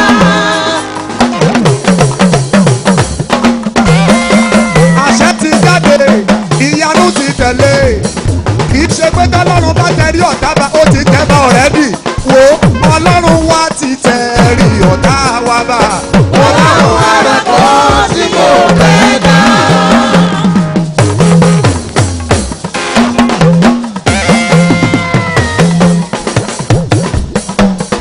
Ó dà náà wá wá jókòó jálẹ̀gbẹ́ èèyàn méjì mẹ́ta jẹ́ ká mọ̀ pé wọ́n lọ lọ́pẹ́ wàá mọ̀ sọ pé ẹ ṣe èmi ló láyọ̀ tẹ̀ bá mi dúpẹ́. Ẹ ṣé èmi ló láyọ̀ tẹ̀ bá mi dúpẹ́. Ṣó o gbàgbọ́ ni àṣẹ ti jáde ìyanu ló kù fún wa báyìí nínú ìjọ DAC oríire ti bẹ̀rẹ̀.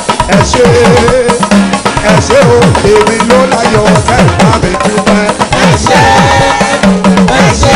èmi ló láyọ̀ tẹ̀ bá mi dúpẹ́.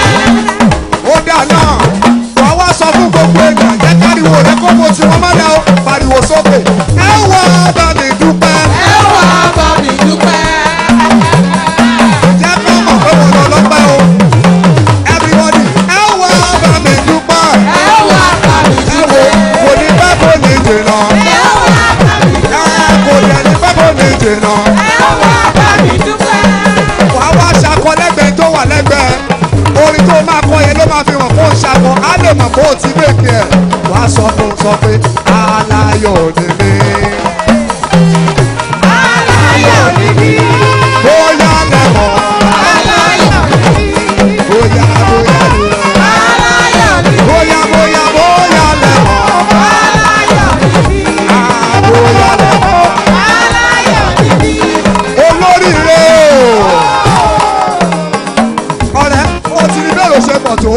Bó ṣe máa pọ̀ lọ́jọ́ ayọ̀ rẹ nìyẹn o. Tó o bá wá wo wájú tó wẹ̀yìn, wàá kàn pariwo ìwà. Ẹ wo èrò rẹpẹtẹ. Ẹ wo èrò rẹpẹtẹ.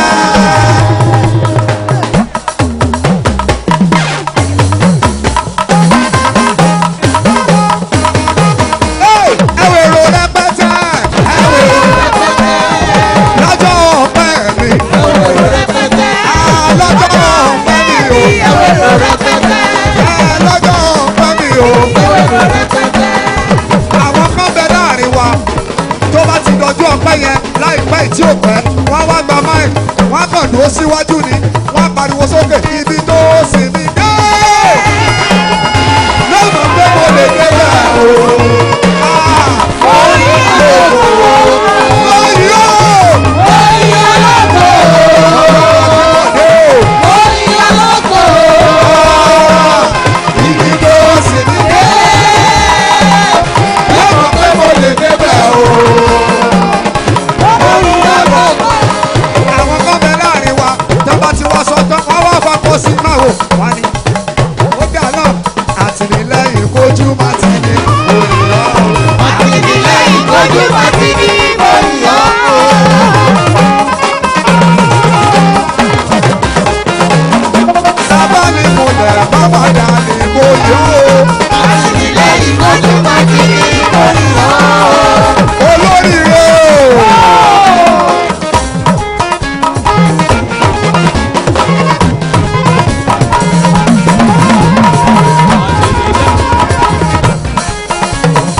Àtìlẹ́yìn kojú bá ti ní oyin Ìkojú mọ́ ti ní o máa ṣe o bàbá. Àtìlẹ́yìn kojú bá ti ní oyin Àtìlẹ́yìn kojú mọ́ ti ní lóyìn ológo. Àtìlẹ́yìn kojú bá ti ní oyin Yes. The Lord has done great things for us this evening. Ẹ pàtó fún Jésù Kristi. Clap your hands for Jesus Christ. Amen. Amen. Ẹ jẹ́ ká jókòó. Let's be seated. Ẹ rọ́wọ́ Ọlọ́run àbẹ́ òrí. Did you see the wonders of God or you have not seen it? Amen. Amen. Wọ́n ti jẹ́rìí kọjá bọ̀ nínú ìsọjí tá a parí èmi lẹ́lẹ́rìí àkọ́kọ́ báyìí o. They have testified, but this revival I am the first. Amen. Amen. Ẹ jẹ́ ká fi sílẹ̀ báyẹn. Let's listen. Praise the Lord. Hallelujah. Orí ọ̀fẹ́ wà fún gbogbo àwọn olóríire tó darapọ̀ mọ́ wa nínú ìsọjí láti ìjẹta wá. There's grace for those who had joined us since 3 days ago. mo pè yín ní olóríire nítorí pé ẹnikẹ́ni tó bá ṣe alábàápàdé ìjọ ìbẹ́ẹ̀ṣẹ̀ wáyé tó bá lè dúró ayé ẹ̀ máa dára ni. I call you fortunate because if you are fortunate to meet with this church, your life will turn around for good. gbogbo ibikíbi tẹ́ ẹ bá wà ẹ máa jáde bọ̀ wá níwájú bàbá Wherever you àgbà. are, please begin to come forward. bàbá àgbà yóò gbàdúrà fún yín ẹ máa Our bọ̀ níwájú Father will báyìí. pray for you. gbogbo ẹ̀yin tí ẹ jẹ́ àlejò tẹ́ darapọ̀ máa ní ìjẹta lánàá àti lónìí ọyẹ́ máa bọ̀ níwájú. Those who are strangers who joined us since 3 days ago, yes ẹ máa bọ̀ ẹ please máa bọ̀ ẹ begin to máa bọ̀ ẹ come máa bọ̀ ẹ máa forward. bọ̀ Please ẹ ti come. soríire pé ẹ wá sínú ìsọjí. You are fortunate that you are coming to this revival ẹ ti tonight. soríire kò sí àní-àní ń bẹ̀. There is no doubt. má jẹ́ kí ohunkóhun kó dá ẹ dúró sórí Don't ìjókòó allow yẹn. anything to stop you on that chair. má jẹ́ kí ohunkóhun kó dá ẹ dúró sórí ìjókòó Don't rẹ. allow anything to stop you on that chair. wọ́n máa sọ̀rọ̀ àṣẹ sínú ayé rẹ tí wàá máa You are gbèrò going to látàlẹ́ decree yìí lọ. words of authority into your life. gbogbo àwọn tí ò mọ̀ ẹ́ tẹ́lẹ̀ wọ́n á bẹ̀rẹ̀ sí mọ̀ ẹ́ sí rere. Those who have not known you before will begin to know you for good. nítorí pé ọlọ́run ti bẹ̀rẹ̀ ohun rere nínú ayé rẹ. Because the Lord has started good things in your life. ẹ máa bọ̀ síwájú ẹ Please súnmọ́ move wájú. forward, move forward, move ẹ máa bọ̀ forward. àyè wà ń bí àyè wà ń bí. There's ẹ máa space here. súnmọ́ wájú. Please move forward. ẹ̀yin akọ̀wé ẹjọ́ fún wa láyé súnmọ́ bí. Writers, please move forward. Writers, move forward. There's ẹ space súnmọ́ bí. here. ẹ máa bọ̀ ẹ máa bọ̀ ẹ máa bọ̀. Please ẹ máa bọ̀ come níbi orí forward. pẹpẹ bí ẹ máa bọ̀ ẹ súnmọ́ bí. ẹ máa Come súnmọ́ forward, bí. come forward, come gbogbo ẹ̀yin nearer. tẹ́ wà ní gálárì ẹ máa sọ̀bọ̀ ẹ máa bọ̀. All those there, please come forward. ẹ súnmọ́ bí. àbí ẹ ṣe ń wá síwájú yẹn. As you come forward, orúkọ yín your name, àti àdírẹ́sì ilé your yín address, pẹ̀lú tẹlifóònù nọ́mbà with yín your phone number, kẹ́ ẹ fún àwọn akọ̀wé. and give it to the writers. ìpè tẹ́ gbọ́ yìí lèmi náà gbọ́ lé ọjọ́ kan tí mo kọ́ máa wá sí chọ́ọ̀chì yìí. This same call you had today was the call I had the first day I came to this church. ọlọ́run ló ní kí n dìde dúró lórí ìjókòó tí mo wà. And God saved me to rise up from where I was seated. ìjọ yẹn ní ìyípadà rere wọnú ayé mi And that wá. was when the good turning around entered into my life. sọ̀bọ̀ fún gbogbo ẹ̀yin tẹ́ ẹ darapọ̀ mọ́ wa láti ìjẹta wá títí dòní ẹ máa bọ̀ níwájú báyìí o. For those who had joined us here since 3 days ago, please come forward. amen. Amen.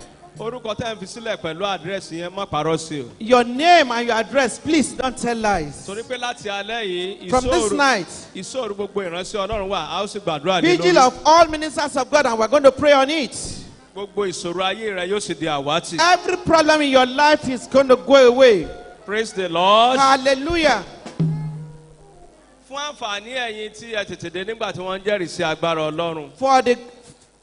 For the opportunity of those who were here when testimony was going on, ẹ gbọ́ díẹ̀ nínú tí ọlọ́run ń ṣe you níbí. heard a little of what the Lord has done. ọlọ́run tẹ wá bá pàdé yìí ọlọ́run tó lè so ohun gbogbo nù ohun gbogbo And ni. for those whom you have come to meet, God can do all things in all things. kò sí ohun tí ọlọ́run ò lè ṣe nínú ayé ẹnikẹ́ni There's bá dún nothing nínú God ìjọ yìí. cannot do in your life. òtítọ́ ni mo ń sọ fún yín I'm yẹn. telling you the truth. torí náà bí ẹ ṣe wáyé As you have come, afẹ́kẹ́ gba kristi lọ́tún sínú ayé yín. I want you to receive Christ afresh into your life kẹ́ ẹ dẹ̀ gbìyànjú láti máa rìn déédéé. and endeavor to be steadfast. bíbélì pé èrè kan kò ń fà sẹ́yìn lọ́dọ̀ àwọn tó ń rìn The déédéé. Bible said there's no good thing that is withheld from those who are steadfast. bó tilẹ̀ pẹ́ tẹ́lẹ̀ láti àkókò ìlọ ire ayé yín ò ní pẹ́ mọ́ o. Maybe it has been charried for your goodness, but from this night, it will be faster. nínú ìjọ yìí àwa kì í kúkú mọ́tò accident. In this church, we don't die accidentally. ẹgbẹ́ ni tí àwọn olè yìnbọn fún direct You shooting. heard what that brother testified, that they shot him direct. ara àwọn àǹfààní tó wà nínú ìjọ That's yìí. the opportunity we have in this church. bàbá àgbà ní ẹnikẹ́ni tó bá wọnú ìjọ yìí tó bá dúró. Our old father says anybody that comes into this church and stand, tó bá ṣe pé òun ló kéré jù ní if family you are the ẹ̀. smallest in your family, tí wọ́n bá fẹ́ ṣe rere níbẹ̀ when there's something to be done there, kí wọ́n tó dáwọ́lé wọn á dúró dé. before they start contribution, before they start meeting, they must wait for you. torí pé ọlọ́run á change this situation rẹ̀. Because the Lord will change your status. ó ti ń ṣẹlẹ̀ nínú ayé tèmi o. And that is what has happened in my life. bẹ́ẹ̀ náà nínú ayé gbogbo ọmọ ọlọ́run tó wà nínú ìjọ. And so also in the life of all the children of God that are in the church. praise the lord. Hallelujah. oṣó àjẹ́ wọn lágbára lórí wa nínú Witches ìjọ and yìí. wizard has no power about us in this church. gbàgbé oṣó àtàjẹ́. Forget about them. wọn á máa sá fún ẹ látàkókò yìí. They will begin to run for you from this moment. tó bá ti lè gbọ́ ọlọ́run sàdélà yìí The gbọ́. moment you can accept the Lord of Akibade Sadela tó sinmi lé jésù and kristi. you rest upon the Lord Jesus tó Christ sì rìn déédéé. and you are steadfast, ogun ayé ẹ ó di àwátì. the battle of your life is gone. amen. Amen. hallelujah. Hallelujah. bí ẹ ṣe kọrúkọ sílẹ̀ As you have written your names, ẹ ti bẹ̀rẹ̀ sí gba báàgì rẹ nìyẹn. You have begun to receive the bag of goodness. ọrẹ àkọ́kọ́ látọ̀dọ̀ bàbá àgbà nìyẹn. That's the first gift from our Father in the Lord. Praise the Lord. Hallelujah. lọ́jọ́ Sunday níbi ìlàgò méje On àbọ̀. Sunday at 7:30, à ń retí gbogbo yín. we're expecting every one of you. ìsìn gbaniwọlé yóò wà. The service of welcoming the newcomers. àmì ìyè àmì ìgbàlà tọ́lọ́run fi sí wa lára èyí náà ó gbà The lọ́tún. mark of life, the mark of health, the mark of longevity, you too, you will receive it afresh. láti àkókò yẹn ẹ wá di kò ṣeé fọwọ́ kàn fún oṣù àti àjẹ́. From this moment, you become untouchable to witches and wizards. àwọn tó mọ̀ yín lánàá tẹ́lẹ̀ ń gbà wọn bá rí wọn pé àbí lágbájá ni àbó nǹkan. Those who know you yesterday, when they see you tomorrow, they will not recognize you again. ọ̀rọ̀ ayé yín á wá di àríyànjiyàn sí And rere. then people will begin to contend about your life. ẹ kú oríire o. Congratulations. mo ní ẹ kú oríire o. Congratulations. ó ti dára fún yín o. It is well with you. ṣé ká máa retí yín lọ́jọ́ Sunday Should we expect you on Sunday? láago méje àbọ̀. 7:30 a.m. ó ti dára fún yín. It is well with you.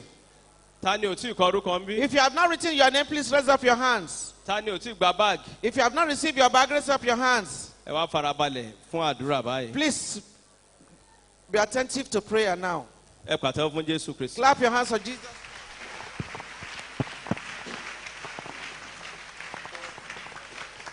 Praise the Lord. Inú wa dùn láti rí yín We are happy lọ́kùnrin to see àti you. lóbìnrin. We are happy to see you, male and female. Ìṣe ló dàbí pé kí a máa bá yín lọ sílé. Ṣùgbọ́n tá a bá ní ká máa bá yín lọ sílé, ilé ènìyàn mélòó la fẹ́ dé lálẹ́ yìí? Bàbá sorun ìṣẹ́jú méjì ilẹ̀ àmọ́. Ṣùgbọ́n a ń retí yín lágbára Ọlọ́run ní ọjọ́ ìsinmi. It seems as if we should go back home with you, but if we were to do that, how many people will they follow? But we are expecting you on Sunday. Tí ẹ bá dé lágbára Olódùmarè lọ́jọ́ ìsinmi tó ń bọ̀, ẹ ó túbọ̀ gbádùn Jésù Kristi jù báyìí lọ. Ọlọ́run ní ohun pàtàkì tó fẹ́ ṣe nínú ayé yín. If you come on Sunday, then you will enjoy the Lord Jesus Christ much more than this because he has important things he wants to do in your life. Ẹ ṣe ìrànlọ́wọ́ kan fún mi. Give me and help. Do Ẹ ṣe something for ìrànlọ́wọ́ me. kan fún mi ní ìṣẹ́jú yìí. Do something for me within this minute Nípa kẹ́ máa wí tẹ̀lé mi. by saying after me. Àtiwọ́ tó ti gbàgbọ́, àtiwọ́ tó ṣẹ̀ṣẹ̀ gbàgbọ́, sá sọ pé Jésù Kristi Olúwa, Jesus Christ the Lord. mo gbà pé ìwọ ni Ọlọ́run ní tòótọ́. I believe you are the true God. Mo sì gbàgbọ́ pé o jẹ́ olùgbàlà mi. And I believe you are my Savior. Èmi náà tọ̀ ọ́ wá ní àṣálẹ́ I yìí. also have come unto you this evening. Wá jọba nínú ayé mi. Come and reign supreme in my life Kí agbára ayé kan kó má ṣe ká mi mọ́. so that no power of the world will overwhelm me again. Lórúkọ Jésù Kristi Olúwa wa. In the name of Jesus Christ our Lord. Bàbá ayérayé Ọlọ́run ìmọ́lẹ̀ lórúkọ Jésù Kristi. A dúpẹ́ lórí gbogbo àwọn ìránṣẹ́ rẹ lọ́kùnrin lóbìnrin lọ́mọdé àtàgbà tí wọ́n dúró níwájú rẹ ní àṣálẹ́ yìí. Ọlọ́run wá gbàdúrà fún wọn. Everlasting Father, God of life, we thank you for this, your people, young and old, male and female. Pray for them yourself, oh Lord. Bàbá rí ẹ̀dùn ọkàn tàbí ìṣòro nínú ayé wọn lórúkọ Jésù Kristi Olúwa sọ di pẹ̀tẹ́lẹ̀. If there be anything that is there and has and is paining them, turn them around and level them up, oh Lord. Àti jẹ àti mu àti ná àti lò àti ṣohun rere àti kọ́lé àti ra mọ́tò kò ní ṣòro fún yín o. Everything to do that is good will not be difficult for you in the name of Jesus Christ. Gbogbo ẹ̀yin tẹ́ ń ṣàmì àdúrà yìí gbogbo kíbi tẹ́ ẹ bá lọ ẹ ò ní ṣẹrú ẹnikẹ́ni.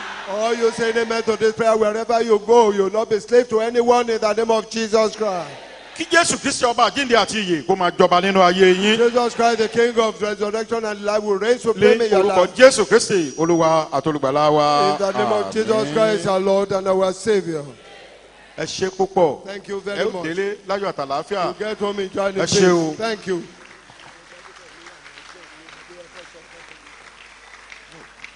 Amen.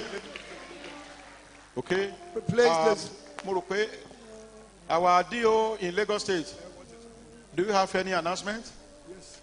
All good women executives, they should not forget their meeting that is coming up at Ejigo this Saturday, the 5th of May. Please, it's starting by 9 o'clock in the morning. Amen. Amen. Ká gbàdúrà sí ìwé ẹ̀bẹ̀ àdúrà yìí kí olúkúlùkù wa ká sì gbé omi àtòróró wa ká gbé sí tòsí. Ẹ jẹ́ ká nawọ́ sí ìwé ẹ̀bẹ̀ àdúrà yìí kí Ọlọ́run kó kà á kó fún gbogbo wọn lésì ayọ̀ ẹ gbàdúrà bẹ́ẹ̀. Let's stretch forth our hands for God. Ìwé ẹ̀bẹ̀ àdúrà yìí Olúwa kà á fún wọn lésì ayọ̀ gbogbo àwọn tó kọ̀wé yìí fún wọn lésì ayọ̀ fún wọn lésì ayọ̀ fún wọn lésì ayọ̀ fún wọn lésì ayọ̀. Gbọ́ àdúrà lé orúkọ Jésù Kristi Olúwa àtolùgbàlà wa. Hear the prayer in the name of Jesus Christ, our Lord and our Savior. a ó gbàdúrà fún ẹnìkan báàgì tẹ rí àti gbogbo àwọn ìwé tẹ rí tán fún gbogbo àwọn àlejò tó darapọ̀ mọ́ wa yìí ẹyọ ẹnìkan ṣoṣo ló ṣe nǹkan wọ̀nyí tó sì fi ta ìjọ lọ́rẹ pé ká máa fún gbogbo àwọn àlejò tó bá wá kí ọlọ́run ọ̀run kó dojú oore kọ ìdílé rẹ̀ kí ọlọ́run ọ̀run kó dá ìbùkún ọ̀run padà sórí We're rẹ̀. going to pray for somebody because it's the person who has made out all these little shades that you have seen given to people to write down their names and their addresses. Ẹ porúkọ That God Jésù should kẹgbàdúrà face bẹ́ẹ̀ them sí and to them Ọlọ́run. go. Call the name of Jesus Christ and pray lórúkọ for them. jésù kristi ọba àwọn ọba olúwa àwọn olúwa ẹni tó ṣe yìí ọlọ́run ọ̀run dojú oore ńlá kọ wọ́n dojú ayọ̀ ńlá kọ wọ́n àtàwọn àtìdílé wọn bàbá má padà lẹ́yìn wọn ọlọ́run sàdélà má jẹ́ ó tọrọ jẹ kẹ́yìn ayé má jẹ́ ó làkísà kẹ́yìn aṣọ má jẹ́ ó jẹgun kẹ́yìn ẹran tọmọtọmọ má jẹ́ orógun ìbànújẹ́ ọlọ́run sàdélà gbọ́ àdúrà ògo ni fún orúkọ rẹ ọlọ́run gbọ́ àdúrà jésù kristi olúwa àtolùgbàlà wa. We are the prayer of Jesus Christ, our Lord and our Savior. àmín. Amen. bàbá ayérayé ọlọ́run ìmọ́lẹ̀ Everlasting bí Father, orúkọ God jésù of kristi olúwa wa àwa ọmọ rẹ a ṣe ohun gbogbo tán ní àṣálẹ́ yìí àyè kò síbẹ̀ bí a ó ti máa lọ ọlọ́run àlàáfíà máa bá gbogbo wa lọ. Pray your children have rounded up this evening. We will be going. The same road, God of peace, go with us, O Lord. ìbùkún tá a ti rí gbà lónìí lórúkọ jésù sì má jẹ́ ó bọ́ ọmọ wa lọ́wọ́. All the blessings we have received today shall never slip away from our hands, O Lord. ó sọ ní ọ̀rọ̀ mọ́ rẹ pé nígbà tí olúwa mú ìkólọ sí òní padà bọ̀ àwọn ènìyàn náà dàbí ẹni tó lálàá ẹnu wọn kún fún ẹ̀rín ó sì sọ pé láti àṣálẹ́ yìí ẹ̀rín ayọ̀wọ́ bẹ̀rẹ̀ lọ lórúkọ jésù kristi olúwa jẹ́ kó rí In bẹ́ẹ̀. your word, when you return the captivity of Zion, they were like them that dream, and their mouth is filled with laughter. Therefore, from this evening onward, the laughter for joy, let it fill their mouths in the name of Jesus Christ. gbogbo àwọn òṣìṣẹ́ nínú ọgbà àjàrà nínú agbo ìjọ rẹ tí wọ́n gòkè tó ń gbòdò tí ìsọjí yìí tó fi ṣeé ṣe wá sí ìdánudúró ní àṣálẹ́ yìí àti gbogbo àwọn ọlọ́pàá àti gbogbo àwọn agbófinró gbogbo lórúkọ jésù kristi lórí ara wọn lórí aya wọn lórí iṣẹ́ wọn lórí ohun tí ń ṣe tí olúwa má jẹ́ ó rógun ìbànújẹ́. And all workers in the vineyard and this grow church, and all security personnel that have made it to be possible for this revival to be successful, Father, over themselves, their homes, their work, their children and family, they will never see sadness in the name of Jesus Christ. gbogbo àwọn ìránṣẹ́ rẹ tó ti wá bá ọ pàdé ọlọ́run ọ̀run wọn máa padà sí ibùgbé wọn ọlọ́run àlàáfíà máa bá wọn lọ. And all your ministers that have come to meet with you, they'll be going back to their various destinations. God of peace, abide with them, O Lord. ilé ẹnì kọ̀ọ̀kan wa la fi sábẹ́ orí ọ̀fẹ́ rẹ àti gbogbo ilé tó ń bẹ ní gbogbo àdúgbò yìí ìpínlẹ̀ èkó orílẹ̀-èdè nàìjíríà àti gbogbo tó ti ń gbọ́ wa ní gbogbo àgbáyé ní orúkọ jésù kristu jẹ́ ká gba àlàáfíà. Commit all our individual homes under your grace and homes in this vicinity, Lagos State, Nigeria, and everywhere they are hearing us globally. Let us receive peace, O Lord. gbogbo àwọn aláṣẹ ìjọba wa pátá olúwa kó gbàdúrà fún gbogbo wọn. And all people at the heads of governments of this nation, pray for them, O Lord. omi tá a gbé wá àtòróró ọlọ́run sàdélà kó yà á sí mímọ́. The water and the oil we have brought, God of Sadela, sanctify, O gbogbo Lord. àwọn tó wà lórí àkéte àìsàn ọlọ́run bá wa gbé wọn dìde. All those who are on their sick bed, heal them and raise them up, O Lord. kí ire kó máa bá gbogbo wa lọ. And let goodness abide with all of ní us. orúkọ jésù kristi olúwa àtolùgbàlà In wa. the name of Jesus Christ, our Lord and our Savior. omi o Amen. kí oore ọ̀fẹ́ jésù kristi olúwa wa ìfẹ́ ńlá ti ọlọ́run dàpọ̀ ti ẹ̀mí mímọ́ àlàáfíà olódùmarè kó pa wọ́n lára àtọkàn mọ́ kó máa bá gbogbo wa gbé títí ayé àìnípẹ̀kun àmín. Praise the Lord. Hallelujah. Praise the Lord. Hallelujah. Praise the mighty Jesus. Hallelujah. Clap your hands for Jesus Christ, the King of Kings, the Lord of Lords. ẹ ṣe ẹ̀ẹ́dẹ́gbẹ́ láyọ̀ àtàlàáfíà. Thank you. Get back home and join in peace.